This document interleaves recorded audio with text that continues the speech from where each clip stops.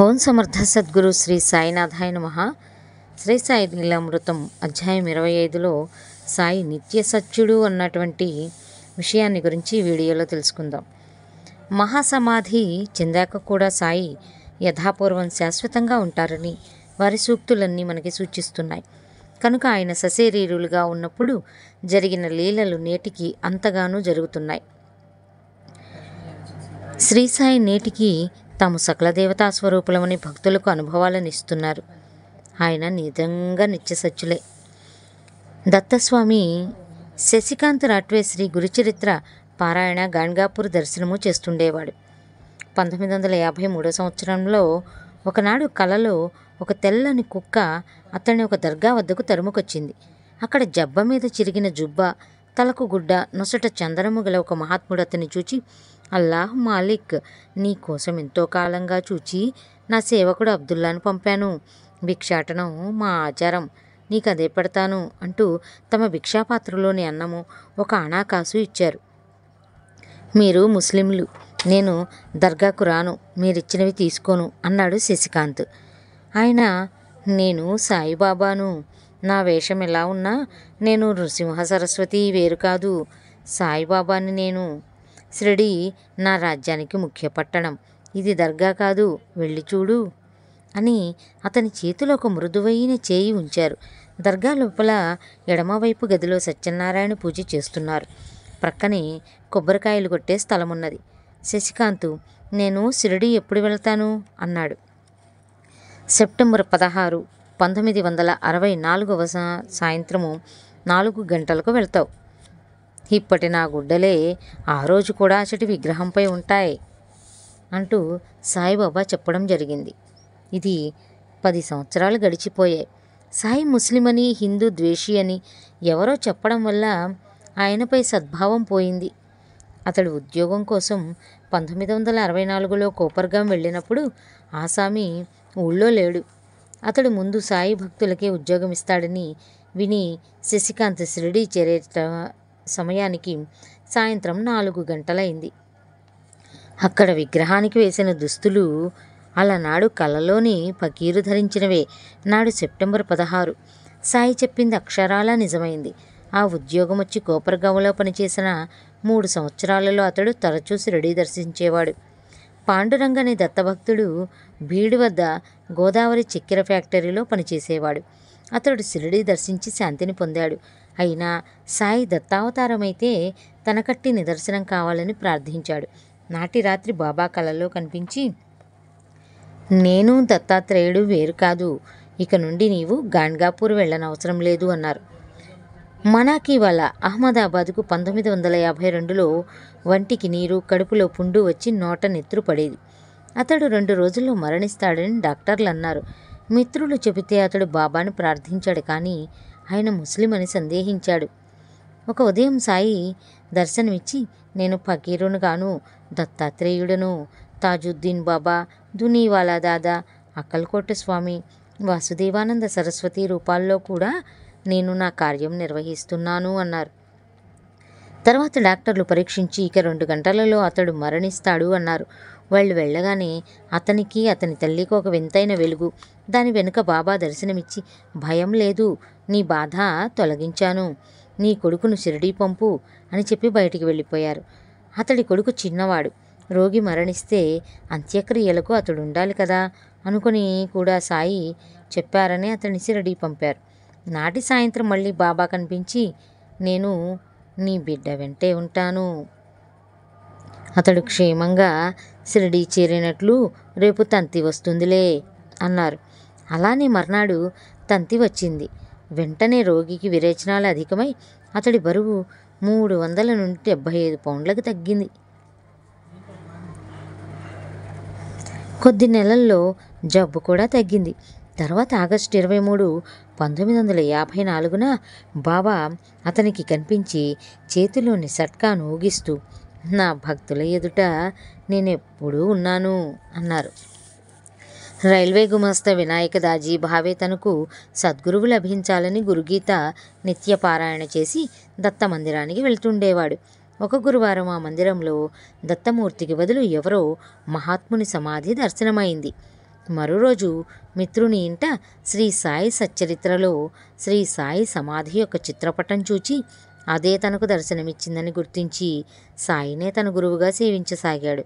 కానీ మళ్ళీ సమాధి గురువెలా అవుతుందని శంకించి మరొక సప్తాహం గురుగీత పారాయణ చేశాడు. స్వప్నంలో అతనికి దత్తావతారమైన శ్రీనారాయణ మహారాజు ఖేడిగావ్ భేట్ అనే సిద్ధపురుషుడు దర్శనమిచ్చారు. భావే వెంటనే ఖేడిగావ్ చేరాడు. తిరిగి అక్కడ ఆ స్వామి దర్శనమిచ్చి, నేను సాయి వేరు కాదు, నీవక్కడికే పోవో అన్నారు. అతడు ఈసారి నిస్సంశయంగా సాయిని ఆశ్రయించాడు. తర్వాత ఒక సాధువు అతని చేయి చూచి, నీ గురువు సాయిబాబా అని చెప్పాడు. సాయియే దత్తస్వామి. బదరీనాథుడు. వి సుందరు 1926లో బొంబాయిలో సాయి గురించి విని షిరిడీ దర్శించాలనుకున్నాడు. కానీ వీలు పడలేదు. మార్చి 1948లో ఒక మిత్రునితో కలిసి బదరీనాథ్కు బయలుదేరబోతుంటే ఆ మిత్రునికి టెలిగ్రామ్ వచ్చి అకస్మాత్తుగా అతని యాత్ర నిలిచిపోయింది. ఆ చింతతో నిద్రిస్తుంటే నాటి రాత్రి అతనికి ఒక స్వప్నం వచ్చింది. అతడు ఒక భయంకరమైన అడవిలో నుండి బదరీనాథ్కు నడిచి వెడుతున్నాడు. అకస్మాత్తుగా అతనికి ఒక పెద్ద పులి 10-12 అడుగుల దూరంలో ఎదురైంది. అప్పుడు అతడు భయంతో సాయి బదరీనాథ్ అంటూ నామం స్మరిస్తుంటే ఆ పులి అతి చిన్నదైపోయి పారిపోయింది. వెంటనే సాయిని పోలిన ఒక వృద్ధుడు ప్రత్యక్షమై, సాయి వేరు బదరీనాథుడు వేరనుకున్నావా? ఇద్దరూ ఒక్కటే. ఇది తెలుసుకుని నా నామం 500 సార్లు జపించు అని చెప్పి అదృశ్యులైపోయారు. తర్వాత మారుతి కొత్త ఢిల్లీకి చెందిన శర్మ చాలా సంవత్సరాల క్రిందట బాబా పటం కొన్నాడు. కానీ తర్వాత దాన్ని పూజించలేదు. తర్వాత ఆ కుటుంబం కష్టాలలో ఉండగా ఆయనకు నా పటాన్ని పూజించు, కష్టాలు తొలగుతాయి అని వినిపించింది. బాబా గురించి ఏమీ తెలియకపోయినా అప్పటి నుంచి ఆయన బాబాను పూజించసాగాడు. కానీ ఆయన భార్యకు మాత్రం మన దేవతలను వదిలి ఆ ఫకీరును పూజించడం ఇష్టం లేక హనుమంతుడిని పూజించేది. ఒక రాత్రి ఆమెకి స్వప్నంలో హనుమంతుడు దర్శనమిచ్చాడు. కానీ ఆయన ముఖం మాత్రం సాయిబాబాదే. అప్పటి నుంచి ఆమెలో క్రమంగా మార్పు వచ్చి శ్రీ సాయి లీలామృతం ఆంగ్లంలో శ్రీ సాయి సచ్చరిత్ర చదవడం ప్రారంభించింది. తర్వాత ప్రణవస్వరూపం. కుమారి విజయలక్ష్మి కొత్త ఢిల్లీకి చెందినవారు. ఆవిడ శ్రీ సాయి లీలామృతం ఆంగ్లంలో పారాయణ చేస్తే ఆమె సమస్యలు తొలగి మనశ్శాంతి లభించిందట.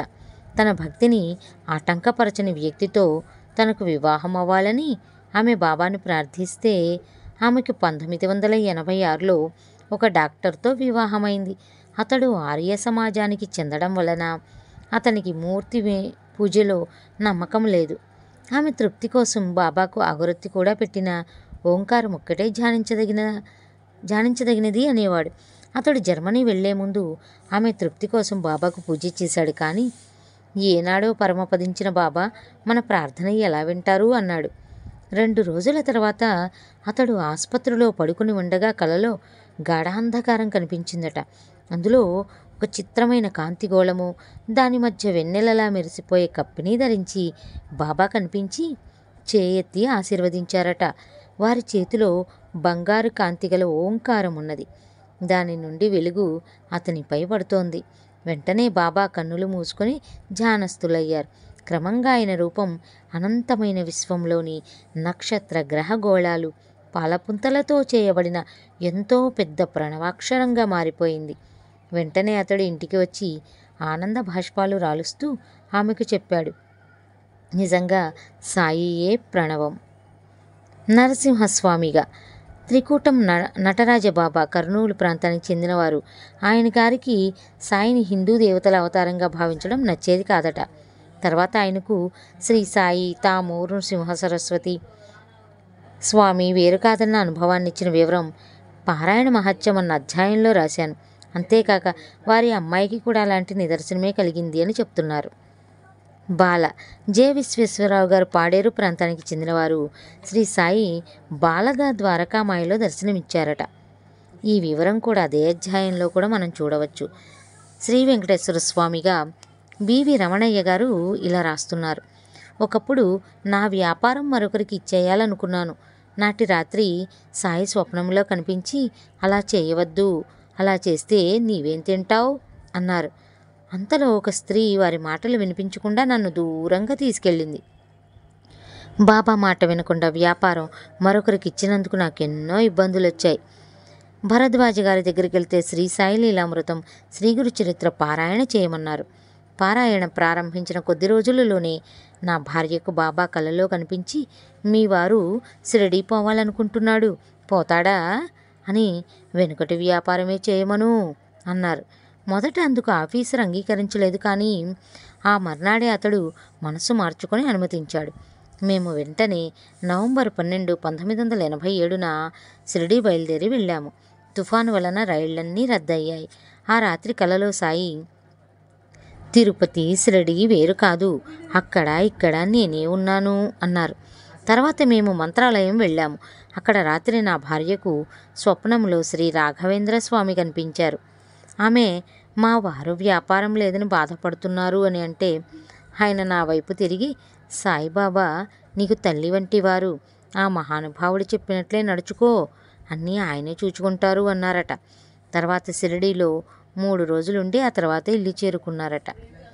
సాధు స్వరూపం ఎలా నిదర్శనమైందంటే, మహనీయులందరూ తమ రూపాలేనని ముముక్షువులకు సాయి ఈనాటికి నిదర్శనమిస్తున్నారు. మెహర్ బాబా చెప్పినట్లు దత్తస్వామిగా ఆయన మహాత్ములలో సామ్రాట్టు. వారిని ప్రార్థిస్తే ఏ మహాత్ముల ఆశీస్సులైనా భక్తులకు లభిస్తాయి. అహ్మద్ నగర్ దగ్గర బోడేగాములో బన్నుమాయి అను దిగంబరి అయిన ముస్లిం యోగిని ఉండేవారు. నిండు యవ్వనంలోనే ఆమె దిగంబరిగా సంచరిస్తుంటే లోకులు ఆమెను పిచ్చిది అనుకునేవారు. నానా చందోర్కర్ ఒకప్పుడు బాబా అనుమతితో ఆమె దర్శనానికి వెళ్ళాడు. చాలాసేపు ఆమె కనపడలేదు. సాయిని ప్రార్థించిన కొద్దిసేపట్లో ఆమె అతని ఎదుటికి వచ్చింది. నానా ఆమెకు నమస్కరించి ఆమె పాదాలలోని ముళ్ళు తీశాడు. ఆమె వెంటనే వెళ్ళిపోయింది. ఆమె స్నానం చేసి తాను సమర్పించిన వస్త్రాలు, ఆభరణాలు ధరించి తన గుడారంలో నైవేద్యం స్వీకరించాలని నానా మరలా బాబాను ప్రార్థించాడు. కొద్దిసేపట్లో ఆమె మళ్ళీ వచ్చి అలానే చేసింది. మరుసటి ఉదయం ఆమె దర్శనం కోసం బాబాను ప్రార్థిస్తే ఆమె 3వసారి దర్శనమిచ్చింది. సాయి దయవలన అతడెట్టి మనోవికారము చెందక ఆమెకు నమస్కరించి సెలవు తీసుకున్నాడు. ఇది నా అనుభవం కూడా అంటూ చెప్తున్నారు. నేను 1967లో టైఫాయిడ్ జ్వరంతో చీరాల ఆసుపత్రిలో ఉన్నాను. ఒక గురువారం నాడు సాయి గురించి సాటి రోగులకు చెబుతుంటే ఒకరు ఆ ఊళ్ళో ఒక ఆయన ఎండావాన లెక్క చేయక తిరుగుతుంటారని, ఆయన పిచ్చివాడో మహాత్ముడో చూడమని చెప్పాడు. అది నాకు సాయి సందేశం అనిపించింది. ఆసుపత్రి నుండి డాక్టర్ గారు వెళ్ళగానే ఒక మిత్రుడు నన్ను రిక్షాలో ఆయన దగ్గరకు తీసుకెళ్ళాడు. ఆయనకు హోటల్ పెంకుల పంచలో ఉన్నారు. వారి గుడ్డలు చిరిగి ఉన్నాయి. జుట్టంతా జడలు కట్టి ఉన్నది. కుడికాలు బోద. సిగరెట్టు తాగుతూ మతిలేని వాళ్ళలా నిర్వికారంగా చూస్తున్నారు. నేనెన్నిసార్లు నమస్కరించిన ఆయన పట్టించుకోలేదు. కానీ వారి సన్నిధిలో నా మనసెంతో ప్రశాంతమైంది. ఆయన అవధూత. ఎవరి సన్నిధిలో చిత్తం శాంతిస్తుందో వారు జ్ఞానులని రమణ మహర్షి చెప్పారు. మరో రోజు ఆయన్ను నేనొక్కనే దర్శించాను.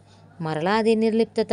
సకల సాధు స్వరూపి అయిన సాయిని 100 సార్లు స్మరించేలోగా నేను అడగగానే ఆయన ప్రసాదం ఇవ్వాలని బాబాను ప్రార్థించాను. సుమారు 40 సార్లు స్మరించేసరికి ఆయన నాకు ఒక సిగరెట్టు అగ్గిపెట్ట ఇచ్చి కాల్చమన్నారు. నాకు అలవాటు లేదనబోయాను. కానీ అది సాయి నా విశ్వాసానికి పెట్టిన పరీక్ష అని తోచి సిగరెట్టు కాల్చాను. వెంటనే మరొకటి కల్పించారు. ఇంతలో హోటల్ సర్వర్తో నాకు ఇడ్లీ, చట్నీ, కారపొడి పెట్టమన్నారు. అతడు తెచ్చాడు. కానీ నాకు జ్వరమని తీసుకోలేదు. అతడివి స్వామి చేతికిచ్చాడు. ఆయన కొద్ది క్షణాలు దానికేసి చూసి నాకిచ్చి తినమన్నారు. అది మరొక పరీక్షని తలచి తినేశాను. తర్వాత దోశ, ఉప్మా తినిపించి పాలు, కాఫీ త్రాగించారు. ఇంకొద్దిసేపట్లో డాక్టర్ ఆసుపత్రికి వస్తారు కదా అనుకోగానే స్వామి నన్ను వెళ్ళిరమ్మన్నారు. నాటి నుండి నాకు జ్వరమే లేదు. ఇలానే సాయి నాకు శ్రీపాకల సాటి గురువుగారు శ్రీ అవధూత వెంకయ్య స్వామి అనే మహాత్ముల ఆశీస్సులు ఎలా లభింపచేశారో వారి చరిత్రల్లోనే నేను రాశాను అంటున్నారు రచయిత. నేను గృహస్థునయ్యాక 1975లో మొదటిసారిగా మా అమ్మగారి ఆబ్దీకం చేసుకోబోతూ ఆ రోజు ఎవరైనా మహాత్ములు భోక్తగా రావాలని ఆ ముందటి రాత్రి బాబాను ప్రార్థించాను. ఆ రోజు తెల్లవారుతూనే ఎవరో తలుపు తట్టారు. చూస్తే ఆయన శ్రీరామ భక్తాగ్రేసరుడు రంగన్న బాబు గారు. ఆయనతో కూడా కొందరు సాయి భక్తులొచ్చారు. నాడు వారే భక్తులు. ఆ రోజు వారితో కూడా వెళ్ళి వాకాడులో యజ్ఞం చేస్తున్న శ్రీ సమర్థ నారాయణ మహారాజు గారికి కూడా భిక్ష ఇచ్చాను. మా అమ్మ ధన్యురాలు. కారణం శ్రీ సాయి కృప. శ్రీ గురు చరిత్ర, సాయిబాబా జీవిత చరిత్రల పారాయణ సత్సంగం చేసుకునే వారికి మహాత్ముల దర్శన ఆశీస్సులు లభిస్తాయి. చిరంజీవి విజయ్ కుమార్ ఇలా రాస్తున్నాడు. మొదట నేను, నా భార్య పరాడు సింగాలో అవధూత అనసూయమాతను దర్శించాము. ఆమె మమ్మల్ని చూస్తూనే సాయి సాయి అన్నారు. నాటి రాత్రి విద్యానగర్ మందిరానికి ఆమె ఆశీస్సులు మనసులోనే కోరాను. వెంటనే ఆమె మరాఠీలో కొత్త మహల్ కడుతున్నారు, అక్కడ పిల్లలు భజన చేస్తారు అన్నారు. నాకు గురుభక్తి విశ్వాసం ఉండాలని మనసులో కోరగానే అమ్మ అవధూత అవుతాడు అన్నారు. నా భార్య మాస్టర్ బాబా పటాలున్న ఫ్రేము చూపితే అమ్మ అది తీసుకుని ఒడిలో ఉంచుకొని ఎంతకు ఇవ్వలేదు. నేను శ్రీ సాయి లీలామృతం ఇస్తే దాన్ని పదే పదే తిరగేసి ఫోటోలతో పాటు ఒడిలో ఉంచుకున్నారు.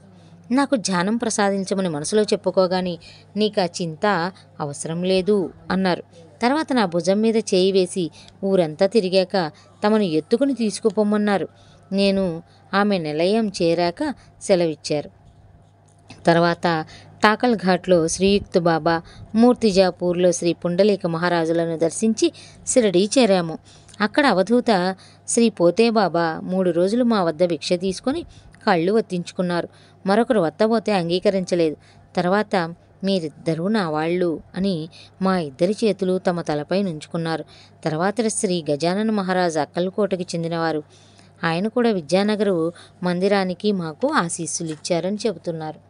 సత్సంగ సభ్యుడు శ్రీ శ్రీనివాసులు రెడ్డి మెట్టుగూడకి 1979లో అనసూయమాతని దర్శించాడు.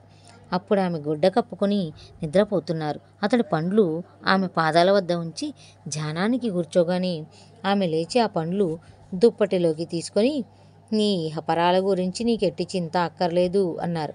ఒకరోజు తమను ఎత్తుకునే అవకాశం అతనికి ఇచ్చి తర్వాత భక్తులిచ్చిన తినుబండారాలన్నీ అతని వైపే విసిరారు. అతడు ఈమె రూపంలో కూడా బాబానే ఉన్నారా అనుకోగానే దైవమే అన్ని రూపాల్లోనూ ఉన్నాడు. ఒక క్షణం నా కేసి చూసి మరుక్షణం చూడవేమి అన్నారు. తర్వాత సుమారు 20 నిమిషాలు తదేకంగా అతని కేసి చూసి నీవు నన్ను ఏ దృష్టితో చూస్తావు, బాబానే ఇక్కడున్నారు అన్నారా అమ్మ. అశోక్ కుమార్ ఆనంద్ కొత్త ఢిల్లీకి చెందినవారు తన అన్నగారు బాబాను పూజిస్తుంటే చూచి బాబా భగవంతుడైతే గురునానక్ రూపంలో దర్శనమివ్వాలి అనుకున్నాడట. తర్వాత అతనికి ఒక కల వచ్చింది. ఒక అడవిలో అతడు బాబా ఉన్నారు. అతడు తన కోరిక తెలపగానే బాబా ఏవో సైగలు చేసి అతనిని ఒక కుటీరంలోనికి తీసుకువెళ్ళి కూర్చోబెట్టి వారు మరో గదిలోకి వెళ్ళి రాలేదు. అతడు ఆ గదిలోకి వెళ్ళగానే అక్కడ గురునానక్ నవ్వుతూ నీ సందేహం తీరిందా అన్నారు.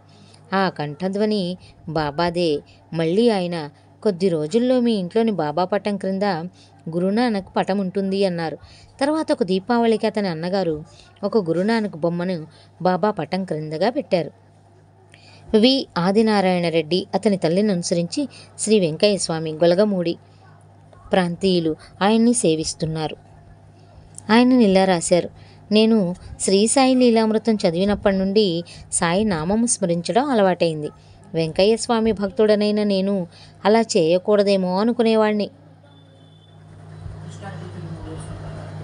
ఒకనాటి రాత్రి స్వామి నాకు కలలో కనిపించి ఏ నామమైనా ఒకటేలేయ్యా అన్నారు. అలానే వైద్యుల సుధాకరు నెల్లూరు ప్రాంతానికి చెందినవారు తమ్మునికి వారి అక్క కుమార్తెనిచ్చి వివాహం చేయాలనుకున్నారట. కానీ అబ్బాయి ఒప్పుకోలేదు. ఆ వివాహం జరిగితే శ్రీ వెంకయ్య స్వామి సమాధి వద్ద కొత్త దంపతులను నిద్ర చేయిస్తానని మొక్కుకున్నారట. మాసంలోగా అబ్బాయి అంగీకరించాడు. వివాహం అవ్వగానే దంపతులు గొలగమూడి ఆశ్రమంలో నిద్ర చేశారు. నాటి రాత్రి అమ్మాయికి కలలో సాయి కనిపించి నీకు పెళ్ళయింది కదా, సత్యనారాయణ వ్రతం చేయి అన్నారట. మా ఇల్లు చిన్నది, పెద్ద ఇల్లు కట్టించి ఇవ్వు చేస్తాను అన్నదట ఆమెడ. బాబా ఆమెకి వెంకయ్య స్వామి భక్తులకు ఇచ్చే దారం ఇచ్చి మెడలో వేసుకోమన్నారు. నిద్ర లేచేసరికి ఆమె పడక మీద దారం ఉన్నది. శ్రీ వెంకయ్య స్వామి కూడా దత్తావతారమైన సాయి రూపమే అని ఆయన నమ్ముతున్నారట. కేవీఎస్ సుబ్రహ్మణ్యం గారు రాజమండ్రికి చెందినటువంటి వారు. ఆయన ఇలా చెప్తున్నారు. కేరళ, తమిళ దేశాల్లో పనిచేస్తున్నప్పుడు ఒక మిత్రుడు బలవంతంగా క్వెలన్ వద్దనున్న ఒక స్వామి దర్శనానికి తీసుకువెళ్ళారట. భక్తులందరూ అచ్చట హుండీలో ₹1 వేసి వారికి నమస్కరిస్తున్నారు. సాయి భక్తుడైన సుబ్రహ్మణ్యం గారిని చూచి ఆ స్వామి, ఆగు, నీవు వేయవద్దు, నీవు కొలిచే సాయి బ్రహ్మచారి, మహాశక్తి స్వరూపము, సాక్షాత్తు భగవంతుడు. నీవు నా వద్దకే కాదు ఇంకెవ్వరి వద్దకు పర్సనల్గా వెళ్ళొద్దు, వారి రక్షణ నీకెప్పుడూ ఉంటుంది అన్నారట. ఇక శ్రీమతి శోభాశర్మ గారు కొత్త ఢిల్లీకి చెందినవారు ఇలా రాస్తున్నారు. ఒకసారి నాకు ప్రమాదంగా జబ్బు చేసినప్పుడు హరిహర మహారాజు అను మహాత్ముడు నాకు ఆయుర్వేద మందు, యోగాసనాలు చెప్పారు. వాటితో వారంలో కోలుకున్నాను. తర్వాత ఒకరోజు మా వారికి ధ్యానంలో బాబా కనిపించి, నా అనుగ్రహం ఆ మహాత్ముని ద్వారా మీకు ప్రకటమవుతున్నది అన్నారు. తర్వాత మా వారు హరిహర మహారాజును కలుసుకున్నప్పుడు ఆయన ప్రసంగవశాత్తు, శ్రీ సాయిబాబా ఉచ్చకోటిలోని మహాత్ములు, నేను కూడా షిరిడీ దర్శించాలనుకుంటున్నాను అన్నారు. నాకు మరోసారి ప్రమాదంగా జబ్బు చేసినప్పుడు మా వారు బాబాను ప్రార్థిస్తుండగా ఒక దృశ్యం కనిపించింది. మా గది ద్వారం దగ్గర కమండలము, జపమాల ధరించిన మహాత్ముడు నిలిచారు. ఆయనతో ఉన్న శిష్యులు వెళ్ళిపోదామని ఆయనను తొందర చేస్తుంటే ఆయన, ఆగు, ఇక్కడొక భక్తుడు ఆపదలో ఉన్నాడు అన్నారు.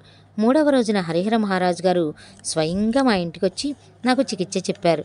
దానితో నా వ్యాధి త్వరలో తగ్గిపోయిందని ఆవిడ ఇలా చెప్తున్నారు. గుంటూరులో నల్లపాడు వద్ద సాయిబాబా మందిరం నిర్మించే ముందు ఆ మందిర స్థలాన్ని మహనీయుల పాదస్పర్శతో పవిత్రం చేయదలిచి ఎందరో భక్తులు శ్రీ సాయి లీలామృతం, శ్రీ గురు చరిత్ర పారాయణ చేశారట. కర్నూలు వద్ద నుండి శ్రీ అవధూత రామిరెడ్డి గారిని తీసుకురావడానికి వెళ్ళారు. కానీ వారు సామాన్యంగా రారని ఎందరో ఆ భక్తులను వారించారు. కానీ ఆయన వచ్చి మందిర స్థలంలో కుటీరంలో సుమారు 20 రోజులు ఉన్నారట. అలానే 1986లో శంకుస్థాపనకు శ్రీ రామిరెడ్డి తాతగారు కన్యాకుమారి నుండి అవధూత మాయి అమ్మ రావాలని భక్తులు ఆ 2 గ్రంథాలు పారాయణ చేశారట. ఆ సద్గురుని అనుగ్రహం వల్ల ఆ ఇద్దరు అవధూతలు అచట 2 రోజులు 2 చోట్ల శంకుస్థాపనలు చేశారు. ఇద్దరు అవధూతలు ఒకే మహత్కార్యంలో కలవడము ఎంతో అరుదు. తర్వాత నేను తాతగారిని, ఈ శాల ఎవరిది అని అడిగాను. ఆయన సంతోషంగా మా నాయనది కదా, సాయిబాబాది కదా అన్నారు. ఎంతో కాలంగా నిరంతరం శ్రీ సాయి గురించి రాయడము, చదవడము, చెప్పడము, ఇలా సాయిని స్మరిస్తుండడం వల్ల కాబోలు మొదట రామిరెడ్డి తాత గుంటూరు వచ్చినప్పుడు ఒంగోలులో మన ఇంటికి వచ్చి కొద్ది గంటలుండి మాతో కలిసి గొలగమూడికి వచ్చారు. దారిలో ఒకరు, తాత, దత్తస్వామి ఎక్కడున్నారు అంటే ఆయన, ఇప్పుడు మనం వచ్చిన ఇంట్లో ఉన్నారు అన్నారు. నా సేవతో దత్తస్వామి, శ్రీసాయి సంప్రీతులై మన ఇంట్లో ఉన్నారని తెలిసి ఎంతో సంతోషించాను. అలానే మాయి అమ్మను గుంటూరు తీసుకువెళ్తూ ఆ వ్యాను మన ఇంటి ముందు ఆగింది. అంత దీర్ఘమైన ప్రయాణం వలన అమిత వృద్ధురాలైన అమ్మ ఎంతగానో అలసి ఉంటారని తలచి సాధ్యమైనంత త్వరగా గుంటూరుకు పంపివేయాలనుకున్నాను. కానీ మనసులో మాత్రం వారు రావాలనే ఉంది. వ్యానులోనే భజన, ఆరతి, నైవేద్యం అయ్యాక అమ్మ బహిర్దేశానికన్న వంకతో వ్యాను దిగి మన ఇంటి వరండాలో సుమారు 1 గంట కూర్చుని వెళ్ళారు. ఇది సత్సంగ ఫలమే, పారాయణ ఫలితమే. గుంటూరు వెళ్లే దారిలో అమ్మ అనేకసార్లు సాయిబాబా అని స్పష్టంగా అన్నారట. తిరుగు ప్రయాణంలో శ్రీ సీతారామయ్య షిరిడీ నుండి తెచ్చిన సాయి వస్త్రం ఒకదాన్ని అమ్మ పాదస్పర్శ కూడా కోరి అమ్మ పాదాలపై ఉంచారు. కానీ వీడుకోలు సమయంలో అమ్మ ఎంతో ఆత్రంగా దానిని లుంగజుట్టి తన ఒడిలో ఉంచుకొని తిరిగి ఇవ్వక తమతో కూడా తీసుకుపోయారు. దత్తావతారమైన సాయి వస్త్రమంటే ఆమెకు కూడా అంత ప్రీతి కాబోలు. గుంటూరులో కూడా ఒక రాత్రి అమ్మ ఎక్కడా విశ్రమించడానికి అంగీకరించక శ్రద్ధగా చరిత్రపారాయణ చేసుకునే ఒక భక్తుడింట తమకై తామే రాత్రంతా విశ్రమించారట. అది పారాయణ సత్సంగాల మహిమే. వి బాబా ప్రసాద్ ఇలా రాస్తున్నారు. శ్రీ సాయి లీలామృతం 20 సార్లు పారాయణ చేశాను. బాబా 2-3 సార్లు స్వప్న దర్శనమిచ్చి మా సమస్యలెన్నో తీర్చారు. నేను ఈ మధ్య కంచి కామకోటి పీఠాధిపతులు పెద్దస్వామి వారి దర్శనానికి వెళ్ళాను. ఆ రోజు వారిని దూరం నుండి కూడా చూడలేము అనిపించేంత జనం వచ్చారు. నేను కొద్దిసార్లు సాయినామం స్మరించగానే స్వామి లేచి, మేమున్న చోటికొచ్చి ఆశీర్వదించి వెంటనే వెళ్ళి యథాస్థానంలో కూర్చున్నారు. చిరంజీవులు కెవి రంగారావు గారు ఒంగోలు ప్రాంతానికి చెందినవారు. ఇలా రాశారు: ఒక ఆదివారం శ్రీ అవధూత రామిరెడ్డి గారి దర్శనానికి వెళ్ళాను. వారి ఇంటి వద్ద లేరు. 10 రోజులుగా భక్తులకు వారి దర్శనం లభించలేదట. నేను సాయిని ప్రార్థిస్తుంటే వారొకసారి వచ్చి కోపంగా మాట్లాడి వెళ్ళిపోయారు. కొద్దిసేపట్లో మళ్ళీ వచ్చి నమస్కరించగానే వెళ్ళిపోయారు. ఈసారి వారు సామాన్యంగా కూర్చునే చోట అగరవత్తులు నైవేద్యము ఉంచి సాయిపై పాటలు పాడుకుంటున్నాను. ఈసారి ఆయన వచ్చి నే పెట్టిన నైవేద్యం ప్రక్కనే కూర్చొని నాకు ప్రసాదము ఆశీస్సులు ఇచ్చి నాకేసి చూసి నా జీవితంలో మరవలేని రీతిన అలౌకికమైన నవ్వు నవ్వారు. నా శ్రీ సాయి లీలామృతం పారాయణ వల్లనే నాకు ఈ మహనీయుని దర్శనం లభించింది. శ్రీ దయాళ్ కరణ్ కర్నూలు ప్రాంతానికి చెందినవారు ఇలా రాస్తున్నారు: మేము పారాయణ మొదలుపెట్టినప్పటి నుంచి మహనీయులు మా ఇంటికి రావడం జరుగుతున్నది. కర్నూలులో శ్రీ ఖాన్ సాహెబ్ అనే మహనీయులు ఎప్పుడూ ధ్యానంలో ఉంటూ ఎవరితో పలుకకుండా పిచ్చివానిలా తిరుగుతూ భక్తులను తరిమేస్తుండేవారు. వారిని తరచుగా దర్శిస్తూ వారు మా ఇంటికి వస్తే బాగుండును అనుకునేవాణ్ణి. కానీ పిలిచే ధైర్యం లేదు. అక్టోబర్ 18, 1984 సాయంత్రం 4 గంటలకు నేను నమస్కరించగానే వారు మంచినీళ్ళు తర్వాత బిర్యానీ కావాలన్నారు. అవి తెప్పించే లోపల వారు నా చేయూతతో లేచి ఒక రిక్షాలో కూర్చొని నన్ను ప్రక్కనే కూర్చోమన్నారు. వారి దగ్గరికి వెళ్ళడమే భయం, పక్కన కూర్చోవడానికి మరీ భయం. ఒక ప్రక్కగా ఒదిగి కూర్చొని రిక్షాను మా ఇంటికి పోనీయమన్నాను. ఇల్లు చేరగానే ఇంట్లో సత్సంగములోని భక్తులందరూ బయటకొచ్చి వారి దర్శనం చేసుకున్నారు. స్వామి, బిర్యానీ ఉన్నదా అన్నారు. నేను మాంసం ఉన్నదని చెప్పి మా ఇంట్లో తయారైన చపాతీలు తెప్పించిన ఆ మాంసాహార పొట్లము తీసుకున్నాను. వెంటనే ఆయన మళ్ళీ నన్ను రిక్షాలో కూర్చోబెట్టుకుని బయలుదేరి లాల్ మసీదు పక్కన ఒక హోటల్లోకి వెళ్ళి నేను తెచ్చిన చపాతీలే తిన్నారు. ఈ అదృష్టం నాకు చరిత్ర పారాయణ వల్లనే కలిగింది అని చెప్తున్నారు. డి భాస్కర లక్ష్మి గారు ఇలా రాస్తున్నారు: స్వప్నంలో బాబా దర్శనం ఆశించి శ్రీ సాయి లీలామృతం పారాయణం చేశాను. 1984 మే 30 తెల్లవారుజామున కలలో బాబా గుడికని వెళ్ళాను. ఒక చిన్న కుటీరములో పాలరాతి పలకపై అవధూత చివటం అమ్మ కూర్చొని ఉన్నారు. ఆమె బాబా అన్న భావంతో నేను నమస్కరించేసరికి నన్ను దగ్గరకు పిలిచి నా చేతిలో ఊది వేశారు. తాము అమ్మ వేరు కాదని దగ్గరలో ఉన్న ఆమెను సేవించుకోమని సాయి తెలిపారు. మరో రోజు గురువారం జూన్ 6వ తారీఖు అమ్మ పుణ్యతిథి కరపత్రం మాకు చేరింది. శ్రీ సాయి లీలలకు జాతి దేశ మత భేదాలు ఏవీ లేవు. మొదట నేను షిరిడి దర్శించాక సశరీరులైన సద్గురువు కోసం అన్వేషిస్తూ 1968లో జిల్లెళ్లమూడిలో కొంతకాలం ఉన్నాను.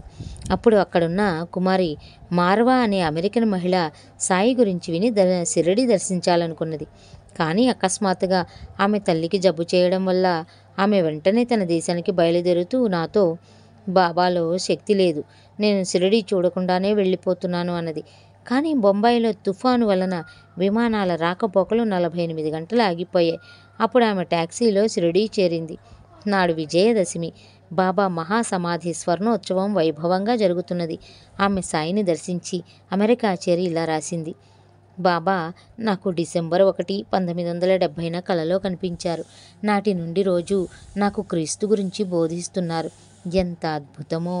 ఇప్పటి నుండి ఆయన నాకు బాబా క్రీస్తు. ఇట్లు సోదరి మార్వా.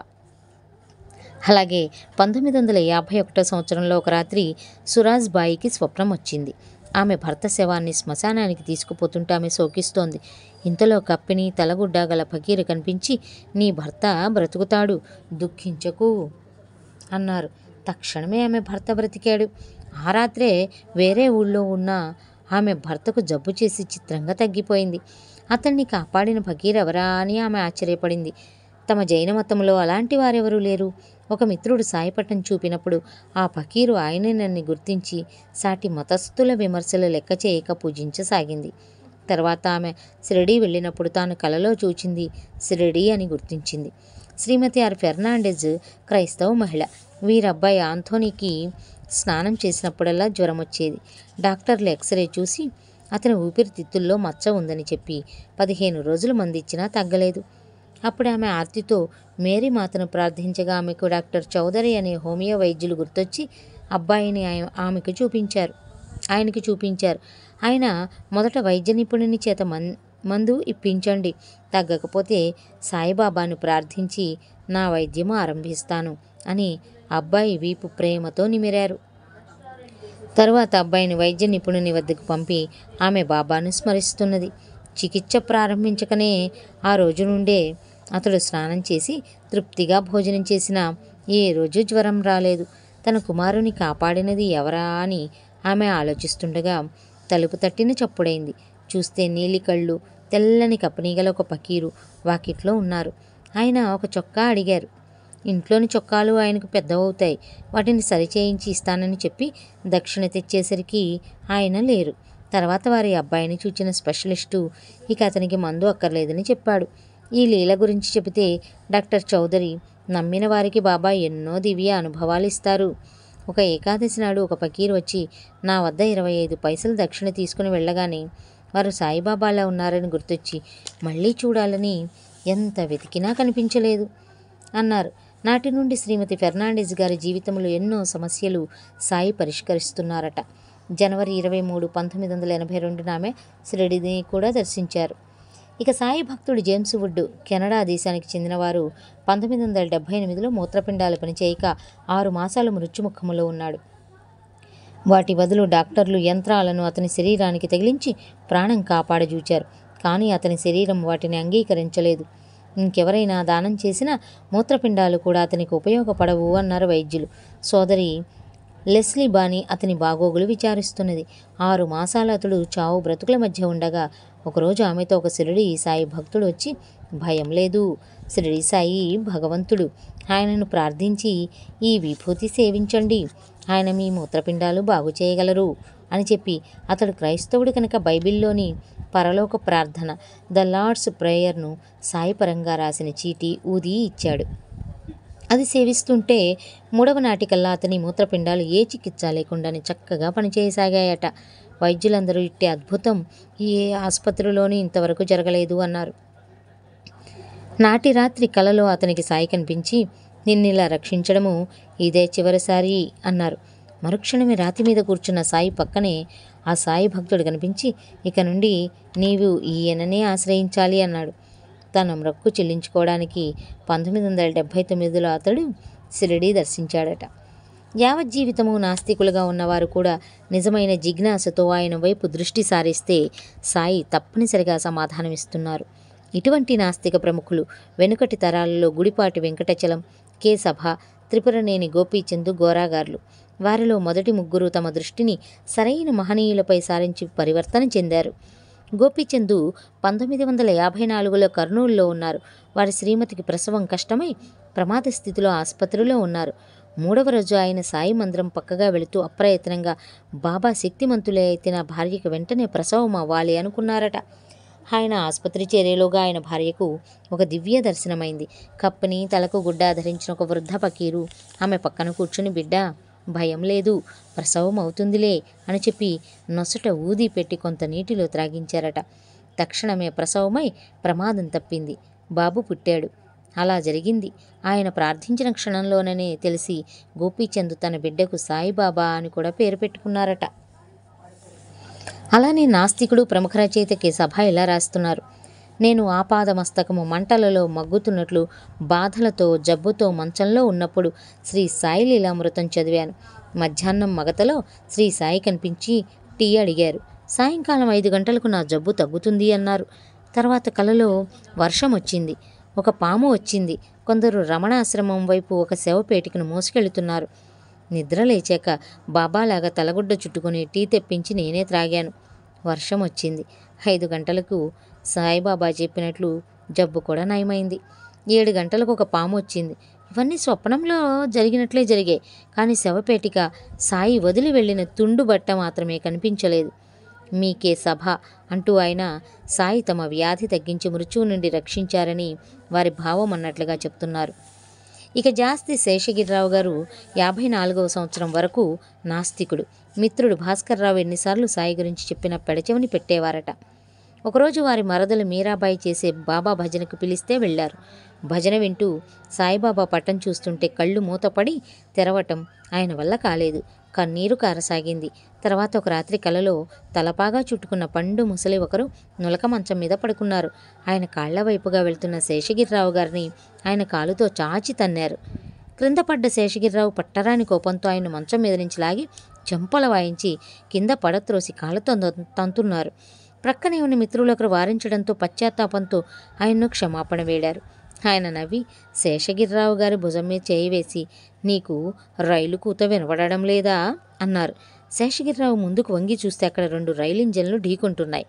వెంటనే లేచి కల గురించి చెబితే భాస్కర్రావు గారు శేషగిరిరావులోని అస్తికత్వానికి నాస్తికత్వానికి యుద్ధం జరిగి నాస్తికం నశించిందన్నారు. తర్వాత మిత్రులతో కలిసి షిరిడీ వెళ్తూ కారణం లేకనే కన్నీరు కారి పసిబిడ్డలా వెక్కి వెక్కి ఏడ్చారు శేషగిరిరావు గారు. అక్కడ అందరూ సాకోరి చూచి వస్తుంటే దారిలో ఒక విచిత్రమైన సువాసన పర్లాంగు దూరం వారిని వెంటాడింది. అది అగరవత్తులది, పువ్వులది కాదు. అది సాయి వారి చెంతనున్నట్లు సూచనని, ఒకరు తమను పూజించమన్న హెచ్చరిక అని మరొకరు వివరించారు. శ్రీ సాయి నాలోనే నాస్తికత్వాన్ని పూర్తిగా తొలగించి నా అంత్యదశలో జ్ఞానమార్గం చూపినందుకు నేనెంతగానో సంతోషిస్తున్నాను అని చెప్పారాయన. శ్రీ సాయిది ఖండాంతర లీల, అఖండ లీల. ఆ రోజుల్లోనే రష్యా జపాన్ యుద్ధంలో పాల్గొన్న కెప్టెన్ జహంగీర్ షా నౌకలను రక్షించారు సాయి. ప్యారే కిషన్ వాలీకి 1972లో షిరిడీకి వెళ్ళి రాగానే ఆ మరో రోజే ఎన్నో ఉద్యోగాలు వచ్చాయి. బాబా వద్ద చీట్లు వేస్తే ఎంవి ధనలక్ష్మి అనే నౌకకు కెప్టెన్గా చేరమని సందేశం వచ్చింది. అతడు అందులో చేరిన నాటి నుండి తన నౌకను కాపాడుతుండమని నిత్యము సాయికి 2 అగరవత్తులు వెలిగించి ప్రార్థించేవాడు. చిత్రం, ప్రతిసారి ఒక అగరొత్తి విధిగా ఆరిపోయేది. మే 17, 1972లో ఒకసారి ఆ నౌక కలకత్తా నుండి అండమానుకు 2 సార్లు బయలుదేరి సముద్రం కల్లోలంగా ఉండడం వలన వెనుకకు రావలసి వచ్చింది. 3వసారి నడి సముద్రం చేరాక గాలివాన ప్రారంభమై నౌక ఒరగనారంభించింది. కారణం ఇంజనీర్లకు కూడా అర్థం కాలేదు. ఎంత యత్నించినా నౌకాశ్రయం నుండి సహాయం రాలేదు. నౌకలోనికి నీరు వచ్చి కొందరు నావికులు లైఫ్ బెల్టులు కూడా తీసుకోలేకపోయారు. అవి నీటిలో మునగకుండా కాపాడుతాయి. చివరకు నౌక మునిగిపోవడం తథ్యమని తెలిసి అందరూ సముద్రంలోకి దూకి సుమారు అర్ధరాత్రి గాఢాంధకారంలో కారు మబ్బుల క్రింద 15 అడుగుల అలల మధ్య తిండి నీరు లేకుండా కొట్టుమిట్టులాడారు. ఇలా 30 గంటలయ్యాక అతడు ఇక శక్తి లోపించి చనిపోవడం తథ్యమని తలచి బాబాను ఆర్తితో ప్రార్థించగానే ఒక పెద్ద దొంగ చేతికి చిక్కింది. చివరకు జలకేంద్ర అనే మరొక నౌక అటుగా పోతూ వారందరినీ రక్షించింది. కిషన్ వాలీని ఆ నౌకలోకి లాగుతున్నప్పుడు అతడు 20 అడుగుల వరకు పైకి వచ్చి 3 సార్లు నీటిలో జారి పడిపోయి స్పృహ కోల్పోయాడు. మెళకువ వచ్చేసరికి 103 డిగ్రీల జ్వరం, వంటి నిండా కట్లు ఉన్నాయి. త్వరలో కోలుకున్నాడు. నడి సముద్రంలో కూడా సాయికి తన భక్తుని కేక వినిపిస్తుంది. బి నరసింహం గారు మస్కట్లో విమాన దళంలో పనిచేస్తున్నాడు. 1984 సంవత్సరంలో ఆయన కష్టాల్లో ఉన్నప్పుడు ఒక మిత్రుడు శ్రీ సాయి చరిత్ర ఇచ్చాడు. ఆ పారాయణ అయిన రాత్రి బాబా కలలో కనిపించి, నన్ను నమ్ముకో, కష్టాలు తీరుతాయి, తర్వాత వృత్తిరీత్యా ట్రైనింగ్కు లండన్ పెడతావు అని చెప్పి అదృశ్యమయ్యారు. 1985 సంవత్సరంలో అది నిజమైంది. వారి శ్రీమతి 1986లో విమానంలో బొంబాయి చేరి ట్యాక్సీలో వెడుతున్నారు. నాడు పెద్ద గాలివాన. అర్ధరాత్రి టైరు బ్రద్దలై ట్యాక్సీ ఆగిపోయింది. గాలివాన వలన మరి ఏ కారు దొరకలేదు. సాయిని ప్రార్థించగానే ఒక కారులో తెల్లని కప్నీ ధరించిన ఒక వృద్ధుడు వచ్చి అల్లాహ్ హచ్చాకరేగా అని ఆమెను ఇంటి వద్ద దించి డబ్బులు ఇచ్చేలోగా అతడు మళ్ళీ అవే మాటలని వెళ్ళిపోయాడు. ఆమె ఇల్లు చేరే ఆతురతతో ఆయనను పట్టించుకోలేదు. తర్వాత షిరిడీ చేరి ద్వారకామాయలో కూర్చున్నప్పుడు ఆమెకు గుర్తొచ్చింది. ఆ వృద్ధుడు అచ్చం సాయిబాబాలాగే ఉన్నాడు. జి సూర్యప్రకాశ్ పశ్చిమ జర్మనీలో తల్లిదండ్రులతో చెల్లెలితో కలిసి ఉంటూ చదువుకుంటున్నాడు. అతడు 1985లో మన దేశానికి రాగానే కేవలం తన వారి బలవంతం మీద షిరిడీ వెళ్ళాడు. అక్కడ సంస్థానంలో కాలు పెడుతూనే పెద్ద సాయిబాబా పటము, దాని క్రింద నాపై నీ దృష్టి నిలుపు, నీపై నా దృష్టి ఉంచుతాను అన్న వాక్యము చూచాడు. ఎంతగా యత్నించినా దాని నుండి దృష్టి నిగ్రహించుకోలేకపోయాడు. మందిరంలో కూడా ప్రగాఢమైన శాంతి అనుభవించాడు. పశ్చిమ జర్మనీ వెళ్ళినప్పటి నుండి అతని మనసంతా సాయిబాబా మీదే పరిగెడుతున్నది. ఒకసారి స్వప్నంలో బాబా పటం కనిపించింది.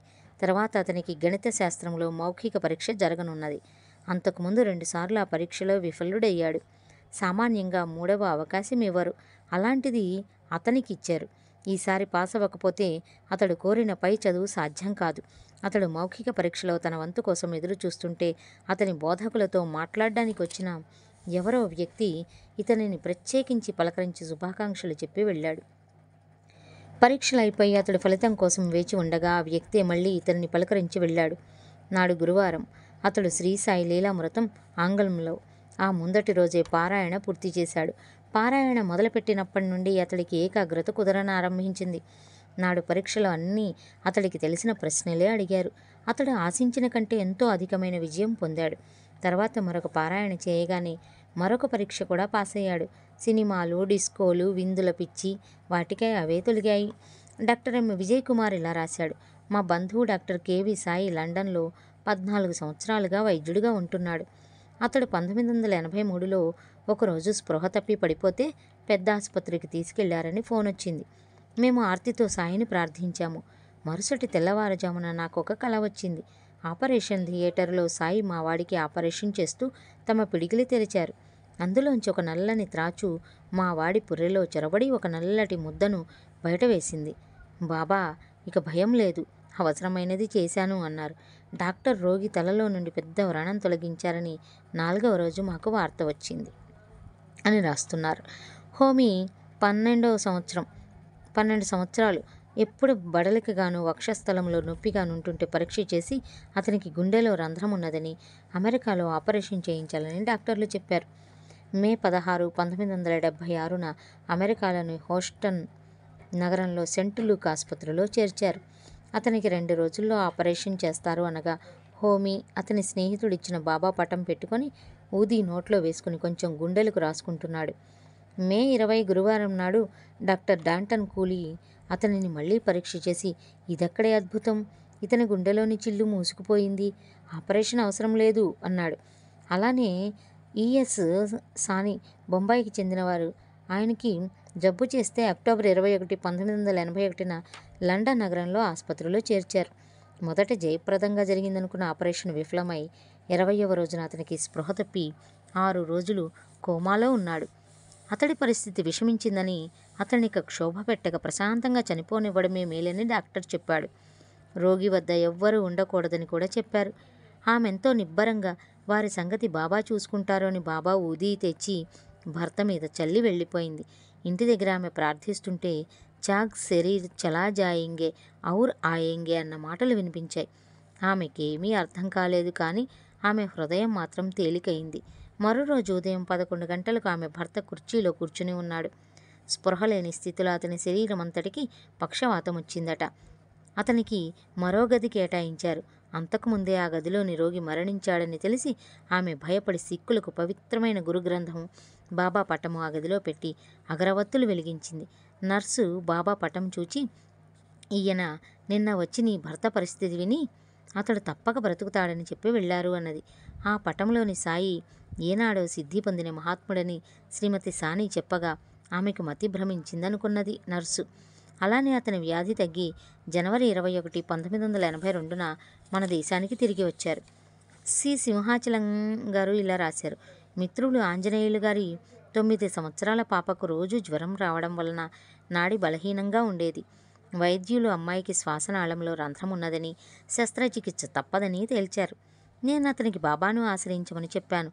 అతడు 2 రూపాయలు బాబాకు దక్షిణ పెట్టి మొక్కుకొని సిరడి ఊది పాపకి ఇవ్వమన్నాడు. అతడు తర్వాత సెలవు పెట్టి పాపను శస్త్రచికిత్సకు మద్రాసు తీసుకెళ్తూ మళ్ళీ తానెప్పుడు డ్యూటీలో చేరతానో చెప్పలేనన్నాడు. కానీ 4వ రోజుకల్లా అతడు తిరిగొచ్చాడు. పాప శ్వాసనాళంలో ఏ లోపం లేదని వైద్యులు తెలిచారట.